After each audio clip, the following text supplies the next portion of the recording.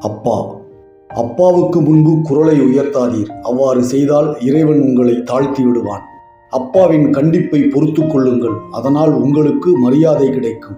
அப்பாவுக்கு மரியாதை செய்யுங்கள். அதனால் உங்கள் பிள்ளைகள் உங்களுக்கு மரியாதை செய்யக்கூடும். அப்பா சொல்வதை கவனமாக கேட்டு நடங்கள். அதனால் பிறர் நமக்கு அறிவுரை சொல்லும் நிலைமை வராது. அப்பாவுக்கு முன்பு பார்வையை தாழ்த்தி கொள்ளுங்கள். அதனால் இறைவன் உயர்வு அளிப்பான். அப்பாவின் வாழ்க்கை அனுபவங்கள் நமக்கு ஒரு புத்தகமாகும். அதனை பாடமாக எண்ணி பயனடைந்து கொள்ளுங்கள். அப்பா என்பவர் அனைவரையும் விட மிகச்சிறந்த முறையில் நமக்கு நன்மை செய்யக்கூடியவர்.